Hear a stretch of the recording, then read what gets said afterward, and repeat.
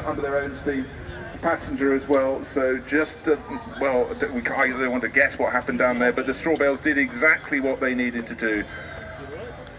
Comes to a fairly abrupt halt. So the good news is that, as you'd expect from any modern supercar, the contents are perfectly fine.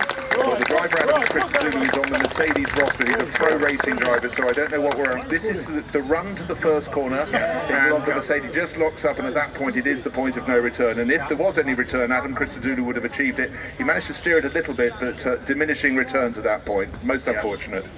A very short run into the straw bales, which, as you say, have exactly done their job. So unfortunately for Mercedes, that will be a repair bill. Now this is a super high performance Mercedes, new out this year, isn't it, Sean? Yep, Mercedes AMG GT Track Series. So to celebrate 55 years of AMG, we're only making 55 of these 4-litre twin turbocharged flat plane V8, all with 730 horsepower, 6-speed sequential box, steel brakes rather than carbon ceramic, so they've gone back to the kind of race spec, £310,000.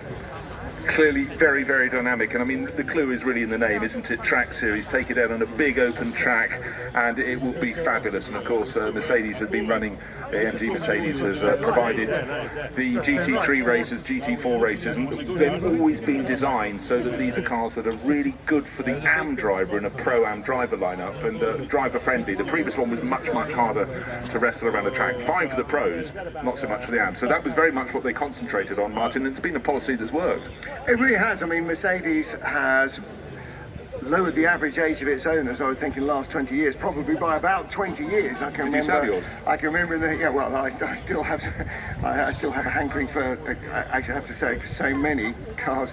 The stand behind us here. Every time we pop out and make our 10-minute trip down the hill to the loo, there's the AMG stand celebrating 55 years and counting of AMG, and they've got an SL55 AMG sitting there, and I'm just going, yeah, that's got my name all over it. He's talked of little else all weekend. It's quite sad, really. So not at all. But what I loved on the AMG stand, well, let's take a look at the replay. So full bore acceleration by Adam Christodoulou with his passenger getting heat in the tyres by waggling around. It's a fearsome acceleration to the first corner. And just simply at that point, the braking wasn't happening enough to get around the corner. He probably just wanted to tuck the nose in and turn to the first right that's followed by the second right and then go past the house.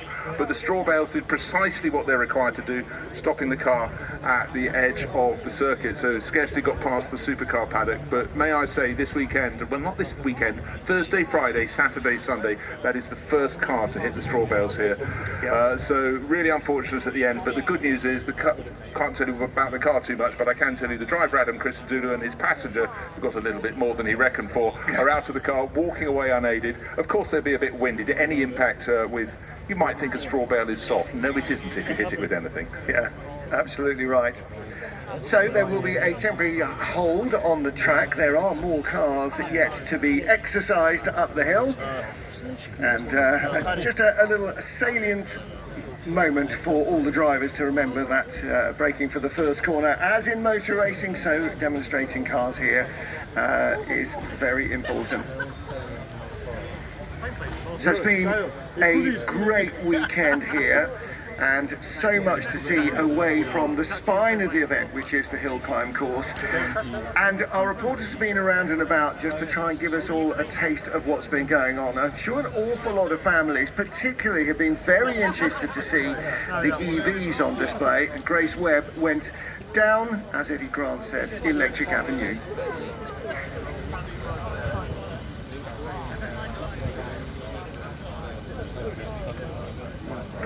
I'm here at Electric Avenue, the go-to place for all things in the world of electric motoring. To find out more about what's on offer in the electric car market as we continue on the road to 2030.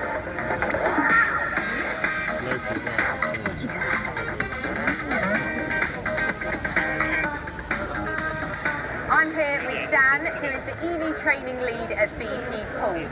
So Dan, we want to know a bit more about what the road to 2030 is all about. So it's around the vehicle manufacturers committing to stop producing combustion engine cars. So it's all about converting to that EV journey, and there's huge investment in that. Most of the manufacturers are committed to doing it earlier than that date. Volkswagen, for example, 2025. What's an amazing thing to see? It's an exciting time. Yeah, so what's BP Pulse's role in the Road to 2030? What are they doing in the quest to an electric future? Yeah. So ours is the charging side of things. So we've just recently announced £1 billion investment in the UK. So in our charging infrastructure was phenomenal. That's a big plus. And then we've got things like our BP home charge unit. Again, someone new on the EV journey is learning that your car's static 80% of the time. So at home overnight is the perfect time as well. So there's lots going on from our perspective there. Yeah, so if someone is looking to convert to an EV, what kind of costs are involved or what savings even can they make? I hear a lot of people say the outright cost is more, but I think as soon as you start looking at whole life costs, it's very different. I mean, I'm a 2 EV household. I've gone from paying around £500 a month for a car, tax, fuel, to around £400. £100 saving. My finance is more, but my fuel is a lot less. I think I'm charging my car 250 miles for about £8. Try doing that in a petrol and diesel car. It's phenomenal. Yeah, that's great that people can come and speak to people like you at the stand. What makes the BP Pulse stand out at the Festival of Speed? Well, I think it does help with all the cars we've got and the Premier League trophy. That probably attracts people in as well. But it's great to see so many of the vehicle manufacturers showing off their cars to everyone. We're nice to have lots of chargers about as well. So I'm a massive believer. It's just EV in general. It's about the education piece. There's a huge amount to learn, and we're lucky here. It's the second year I think we've had the Electric Avenue here. We're really excited to be a part of it, and it's just a great way just to give anyone any tips or queries they may have about EV and just put it to rest, because it really is a simple transition. Yeah, definitely. Thank you so much, Dan. No, thank you.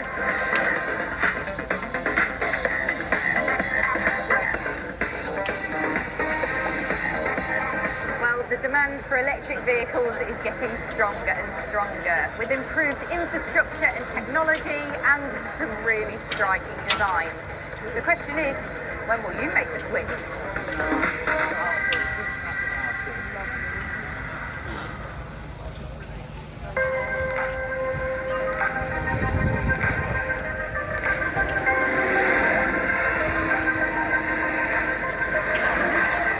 Automotive was founded nearly 6 years ago, and we set out to create the world's most amazing electric car. This is going to be the first time since 1979 that a fan car has competitively run in motorsport anywhere. The fan car is basically an inverse hovercraft. So unlike a conventional racing car where you need to be travelling at considerable speed, over 100 miles an hour, to generate downforce from your wings, what we do is use our onboard electric battery power to power 2 fans, create a vacuum underneath the car. We have written the rule book. There's 2 ambitions this weekend. The first thing is to win the hill climb competition, but we've also got an eye on the VW IDR record, and the bar is set extremely high for that. Anything you do is fine. Keep it in the middle. There is no pressure at all to be in with a shot of the record. We're reliant on Max and Alex driving in a blinding fashion to deliver the performance to the circuit. Today's going to be an eye-opener, coming to Goodwood where it's basically someone's garden, bumpy sort of surface, and we've got Formula 1 performance. I'll go fairly steady on the first run, just sort of work my way into it, and then we'll come back Friday and hopefully have a couple of runs and just get a little bit closer, turn up the power, and see what we can do. Hey buddy, you up? It's a bit of a unique looking thing. It's very small. It's a single seater. A lot of people think it looks like a Batmobile. It would eat the Batmobile alive. When we did a 0 to 60 launch the other day in sub 1.4 seconds, I've never experienced anything like it.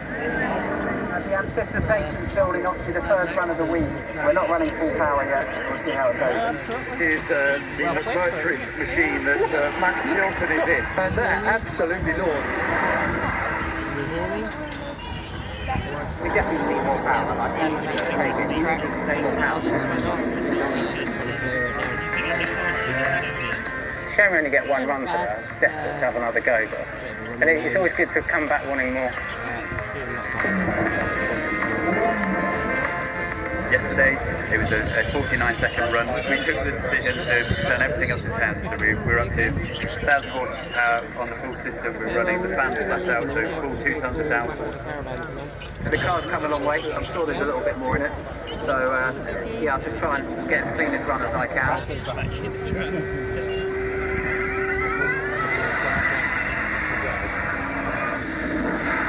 41.2. It's getting down towards the record. 39.9. He's not that far off it. What did I just do? 41.29. So, second fastest ever. My goodness, it's just been amazing to see Max deliver. And the exciting thing about tomorrow is the car's in Alex Summers' hands, and Alex Summers is the hill climb master. The aim is just for me to qualify and get Max up the hill. You know, that's our priority really, to keep the car in good shape. Here we go. 30 Automotive Spearling then. Alex Summers is your driver. He is going to blitz this time, surely. Over the finish line, 40.05. You know, that is almost a new record. I'm not used to a crowd this big, but for me personally it's incredibly special. But you know, the car's the star. What an incredible bit of kit. I'm almost speechless. I can't begin to tell you how it feels. We've worked so hard on this car for so many years. The match tomorrow, I'm sure, is going to give it everything he can. We just hope the weather's good, hope everyone stays safe, and that we can represent the brand and the event as best we can.